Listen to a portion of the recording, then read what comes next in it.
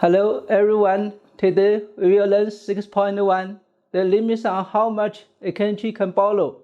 It includes 1. Introduction, 2. How the long-run budget constraint is determined, 3. The budget constraint in a two-period example, 4. A long-run example, the perpetual note, 5. Implications.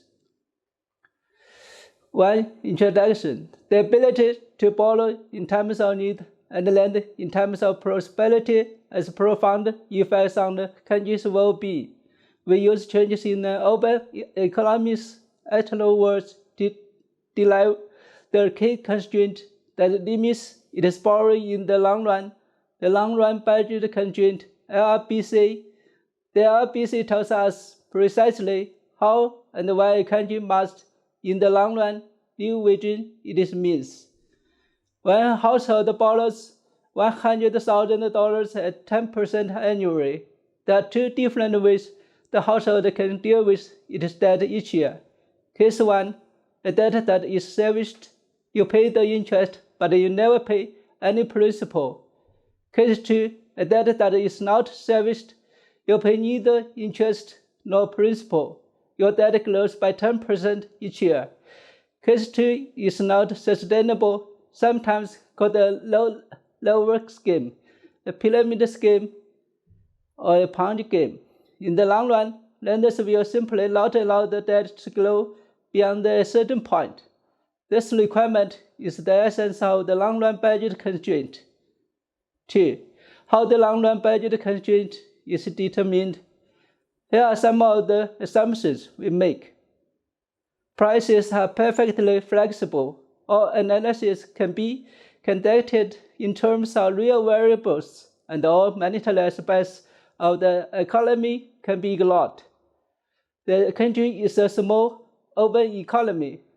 The country cannot influence prices in the world markets for goods and services. All that carries a real interest rate R*, the world real interest rate, which is constant. The country can lend or borrow an unlimited amount at this interest rate. The country pays a real interest rate R* on its start of period debt liabilities, L, and is paid the same interest rate R* on its start of period debt assets, A. Net interest income payments equals to R* A minus R* L, or R* W, where W is external words A minus L at the start of the period. There are two unilateral transfers, NUT equals 0, low capital transfers, KA equals 0, and the low capital gains are external words. Under this assumption, there are only two non-zero items in the current account, the trade balance and the net fed income from abroad. R*W. R*W is positive. The country is earning interest and is a lender or credit with positive external words. R*W is negative. The country is paying interest and is a borrower or debt with negative external words. Calculating the change in words each period. External words equals the sum of three terms: the current account, the capital account, and the capital gains on external words. In the special case we are studying, our assumption tells us that the last two terms are 0. In this simplified world, external words can change for only two reasons: surpluses or deficits on the trade balance in the current period, or surpluses or deficits on net fed income arising from interest received or paid. We can write the change in external words from end of year n minus 1 to end of year n as follows. That Wn equals Wn minus 1 equals Tbn plus R* times Wn minus 1. It means that change in external words in this period equals trade balance in this period plus interest paid or received on last period's ethanol worth. Calculating future worth level, we can compute the level of worth at any time in the future by repeatedly application of the formula. To find the worth at the end of year n, we rearrange the preceding equation. Wn equals Tbn plus 1 plus R star times Wn minus 1. It means that ethanol worth at the end of this period equals trade balance this period plus last period's ethanol worth plus interest paid or received. It shows that worth at the end of a period is the sum of two terms.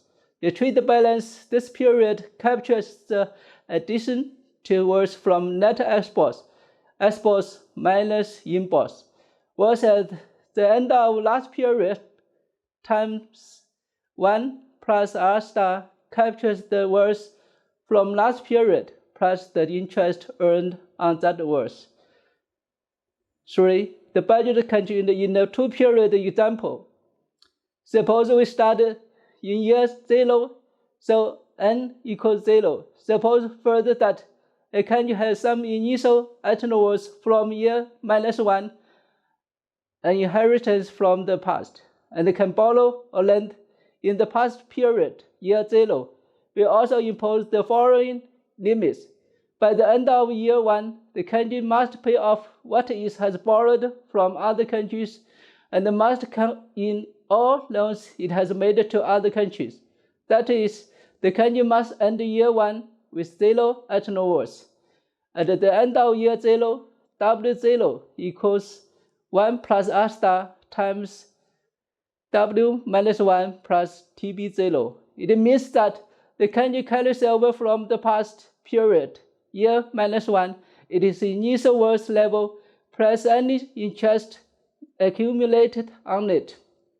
We assume that all debts owned or owing must be paid off, and the country must end that year with 0 ethanol worth.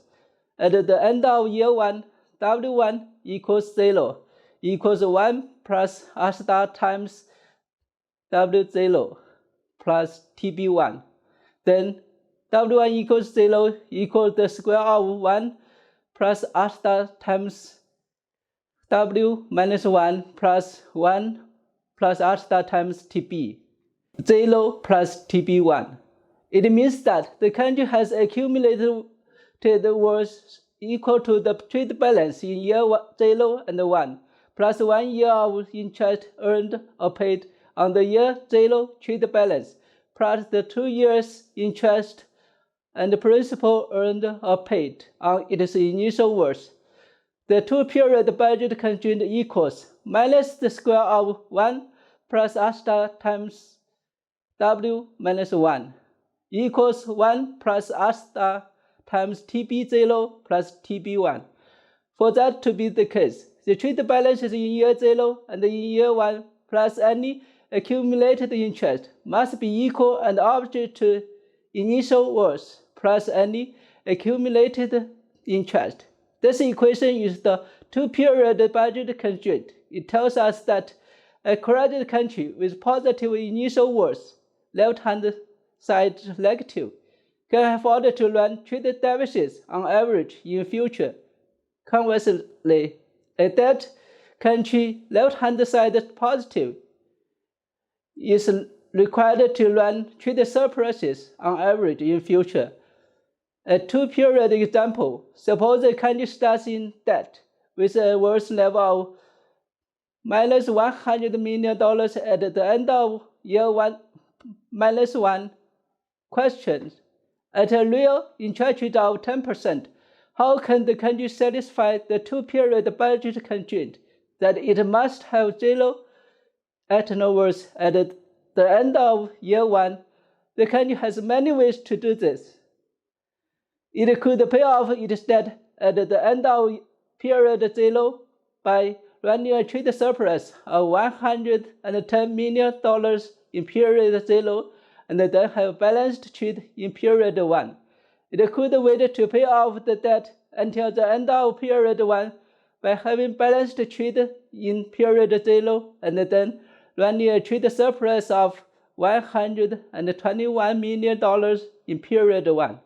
It could pay off the debt and it is accumulated interest through any other combination of trade balances in period 0 and 1 as long as turnovers at the end of period 1 is 0 and the best budget constraint is satisfied. For a long-run example, the perpetual loan. Present value form -1 plus R star times W minus 1 equals TB0 plus TB1 divided by 1 plus R star. It means that minus the present value of words from last period equals present value of all present and future trade balances. Extending the theory to the long run, if n runs to infinity, we get an infinite sum and arrive at the equation of the LRBC. Minus the present value of words from last period equals present value of all present and future trade balances. It means that a debt country must have future trade balances that are offsetting and positive in present value terms. The formula below helps us compute PVX for any stream of constant payments. The present value of a stream of X equals X divided by R star.